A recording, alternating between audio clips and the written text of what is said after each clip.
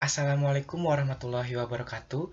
Perkenalkan, nama saya Reki Kurnia Permana dengan NPM 044133223822 dari jurusan D3 Manajemen Informatika semester 3. Di sini saya akan menjelaskan mengenai subnetting dengan metode CIDR untuk memenuhi tugas evaluasi tengah semester jaringan komputer. Jadi sebelum kita masuk ke dalam gimana caranya kita subnetting untuk metode CIDR, kita harus kenal dulu nih sama subnetting. Jadi subnetting itu apa? Nah, subnetting itu sebuah teknik yang digunakan untuk memecahkan IP address. Contohnya tuh IP address tuh misalkan 192.168.0.1/berapa gitu misalkan. Itu sebuah IP address. Nah, pada jaringan menjadi beberapa subjaringan yang lebih kecil, disebut juga subnet. Nah, menurut buku pemrograman jaringan dengan Japa, karangan Ahmad Khozaimi, Eskom Mkom, subnetting itu sebuah proses untuk memecahkan atau membagi sebuah network menjadi beberapa network yang lebih kecil. Analoginya misalkan kayak gini nih, kalian tuh jalan ke Jalan Cisirung misalkan. Ada tuh sebuah rumah bernomorkan 1 sampai 8. Nah, si nomor 8 ininya tuh ketua RT-nya. Tuh dari 1 sampai 7 ini tuh. Nah, gimana kalau misalkan dari nomor 1 sampai 7 ini tuh rumah tuh jadi banyak, misalkan jadi 36 rumah misalkan. Tapi ketua RT-nya satu. Kan gak mungkin dong satu ketua RT tapi mengelola 36 rumah kan. Makanya di sini diadakan subnetting, yaitu pengaturan baru nih, kayak dibuatlah gang-gang, terus kayak gang-gang tuh subnetnya misalkan. Jadi gang satu, nomor rumahnya tuh 1 sampai 8, dengan RT-nya tuh RT 1 misalkan. Lalu gang 2, misalkan nomor rumahnya tuh dari 9 sampai 16 dengan RT-nya tuh 2 gitu, RT 2. Terus sampai seterusnya gitu. Gang 3, nomor rumahnya 17 sampai 24 misalkan.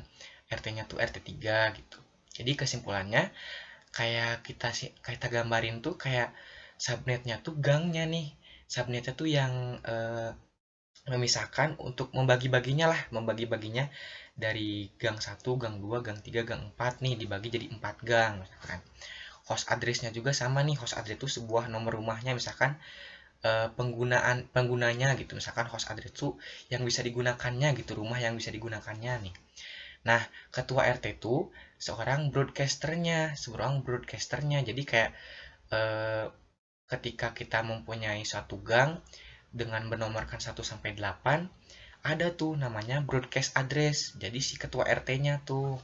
Jadi si broadcast address-nya tuh yang menyampaikan seluruh informasi kepada si host address di sini. Nah, tujuannya itu apa untuk subnetting itu? Nah, yang pertama yaitu untuk mengefisiensikan alokasi IP address dalam sebuah jaringan supaya bisa memaksimalkan penggunaan IP address agar tidak terbuang percuma lah gitu. Kayak misalkan IP address-nya sedikit tapi kita tuh mengalokasikannya jadi beberapa cabang gitu, jadi banyak misalkan. Jadi kayak terbuang sia-sia. Jadi kayak subnetting tuh diefisiensikan untuk lebih sedikit, untuk lebih cepat gitu. Nah, yang kedua yaitu untuk mengoptimalkan kinerja jaringan agar lebih cepat tuh kan. Jadi tidak terpusat pada satu jaringan tadi, misalkan Pak RT-nya satu tapi rumahnya 36 misalkan. Kan nggak mungkin jaringan agar cepat gitu. Pasti akan lemot kan dari informasi satu ke 36 rumah gitu kan.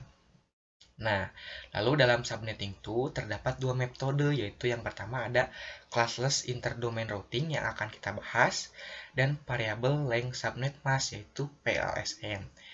Nah, dari kedua metode tersebut nantinya akan berpusat pada 5 hal. Ingat-ingat nih, yaitu jumlah subnet, jumlah host per subnet, blok subnet, alamat host, dan alamat broadcast. Nanti yang akan kita hitung nih. Cara kita subnetting tuh ini nih yang bakal kita hitung nih. Ingat-ingat ya. Nah, jadi apa sih classless interdomain routing tuh? Nah, CIDR ini yaitu sebuah cara alternatif untuk mengklasifikasikan alamat-alamat IP berbeda dengan sistem klasifikasi ke dalam sebuah kelas. Jadi ada kelas A, B, C, D, dan E misalkan. Tapi biasanya kita menggunakan kelas A sampai kelas C. Kenapa? Kalau misalkan sampai kelas itu, biasanya sampai berjuta-juta hostnya tuh, penggunanya tuh sampai berjuta-juta gitu. Kalau saya nggak salah tahu ya. Nah, lalu dalam CIDR itu ada yang namanya subnet mask. Subnet mask tuh di sini tuh ada yang namanya /8 tuh, /8 sampai /30. Itu tuh namanya penanda setelah IP address, misalkan IP address 192.168.1.0/8. Nah, itu tuh subnet mask nih. Jadi kalau misalkan subnet masknya tuh /8 sampai /16, itu maksudnya kelas A dengan perhitungan pada oktet ke 22, 3, dan 4. Nah, dari /17 sampai /24 nanti masuk lagi nih ke kelas B, dipindahin perhitungannya pada ke oktet ketiga dan keempat. Nah, dari /17 sampai ke /24 masuk lagi /25, beda lagi masuknya ke kelas C sampai /30 dengan perhitungan pada oktet keempat gitu. Kita akan cari tahu apa sih perhitungan pada ke oktet kedua, ketiga, dan keempat. Terus ada oktet ketiga dan keempat. Terus ada oktet keempat, apa sih gitu kan. Kayak bertanya-tanya kan pastinya. Nih, kita akan buat salah satu contoh. Di sini saya buat salah satu contoh subnetting pada kelas C dengan IP address 192.168.1.0/26. Kan tadi /26 tuh pasti masuk ke kelas C kan, kelas C /25 sampai /30. Perhitungan pada oktet keempat. Nah, 192.168.1.0 itu masuknya ke network address. Lalu yang /26 ini masuknya ke subnet mask.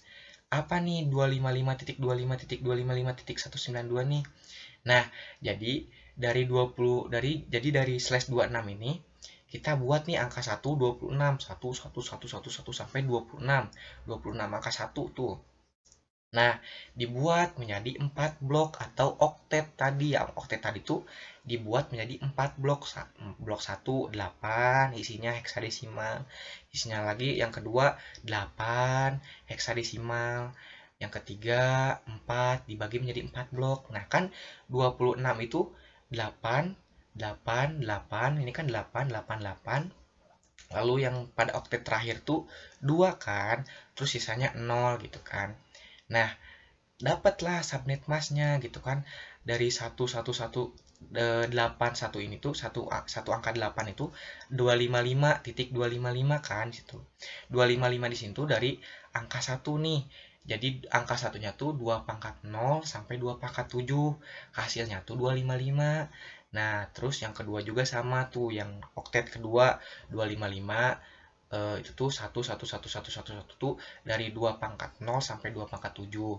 Nah, 192 ini itu tuh dari oktet terakhir tuh 110000 kan. Nah, satu yang terdepan itu kalau nggak salah saya tahu tuh nilainya tuh 124, 128. Nah, nilai yang 2 pangkat 6 tuh kalau nggak salah 64. Jadi hasilnya 192. Jadi dapatlah dari oktet beberapa oktet ini tuh dari 4 oktet, dari 4 blok ini tuh heksadesimalnya dapat 255.255.255.192. Nah, untuk network address-nya sama nih kayak tadi, dibagi-bagi juga jadi dari 4 oktet nih, dari 4 blok dengan metode heksadesimal dengan perhitungan biner. Tadi kan biner tuh jadi dari 2 pangkat 0 sampai 2 pangkat 7 itu tuh hitungan biner gitu. Nah, tadi itu kelas C tuh mengacu pada oktet keempat. Nah, oktet keempat tuh dari 11000000. Nah, kita akan mengacu kepada oktet terakhirnya gitu. Menghitungnya tuh dari oktet terakhir nih, kita lihat. Nah, jadi yang pertama ketika kita ingin tahu nih jumlah subnetnya, jumlah gangnya yang tadi kita bagi-bagi dalam jalan Cisirung tadi itu berapa nih misalkan. Jadi rumusnya tuh 2x. Nah, 2 pangkat x, di mana x ini adalah banyaknya biner angka 1 pada oktet terakhir. Tuh kan pada oktet terakhir tuh angka 1 tuh ada 2 kan. Jadi 2 pangkat 2 gitu. Kalau misalkan angka satunya ada 3, berarti 1 pangkat 3 gitu. Di oktet terakhir aja, lihat di oktet terakhir gitu kan. Makanya, tapi di sini kita mempunyai 192 dengan oktet terakhirnya tuh satunya tuh ada 2. Jadi 2 pangkat 2 sama dengan 4 subnet gitu. 4 subnet tuh 4 gangnya gitu. Nah, yang kedua ada jumlah host per subnet. Jumlah host per subnet tuh kayak nomor rumah tadi nih, nomor rumah penggunanya lah gitu. Berapa nih rumusnya? Gimana cara ngitungnya? Ini ada rumusnya, yaitu 2Y kurangi 2. Di mana Y adalah banyaknya biner 0 pada oktet terakhir. Jadi oktet terakhir itu ada 1, 2, 3, 4, 5, 6 kan. Jadi 2 pangkat Y itu 2 pangkat 6 dikurangi 2. Kenapa dikurangi 2? Karena biasanya satunya dipakai untuk network address, yang satunya lagi tuh dipakai untuk broadcasting addressnya. Jadi dikurangi 2 gitu. Jadi kalau kita mempunyai sebuah rumah, misalkan kayak sebuah perkampungan, satunya tuh dipakai untuk RT, satunya tuh dibuat untuk jalannya gitulah. Jadi kayak satunya tuh gak bisa dipakai untuk, jadi dipakainya tuh buat RT aja, yang satu lagi dipakainya buat jalan aja gitu. Jadi yang bisa dipakainya tuh 62 host gitu. Nah, lanjut ya. Yang ketiga di sini blok subnet nih 256. Kenapa, dari mana 256? Ini tuh sebenarnya 255 ini tuh jadi kayak per subnetnya tuh 256. Jadi kayak maksimum nilai dari sebuah oktet tuh 256 gitu. Nah, 256 ini tuh dikurangi nilai oktet terakhir pada subnet mask. Nih kan oktet terakhir dari subnet mask tuh 192 kan. Jadi 256 dikurangi 192 sama dengan 64. Jadi untuk blok subnetnya tuh kayak yang membagi-bagikan tadi, bagi 4 kan subnetnya tuh nih, di sini tuh kan dibagi 4 kan, 4 subnet kan. Nah, dibagi-bagi nih untuk si hostnya tuh, satu subnetnya tuh berapa orang nih. Jadi, blok subnet tuh untuk mengetahui nih dari 0 sampai 64. Nah, ngaclok lagi ke 128 itu dari 64 tambah 64, 128. 128 tambah 64, 192 gitu. Jadi, per blok subnet, per bloknya tuh, per gangnya tuh diisi oleh 64 orang gitu, 60 host gitu. Kayak gitu. Lalu yang terakhir, gimana nih pembagian host yang bisa dipakai atau kesimpulannya nih? Gimana broadcast address-nya? Berapa aja sih angka network address-nya gitu kan? Si bertanya-tanya. Nah, di sini ada nih kesimpulan terakhirnya nih.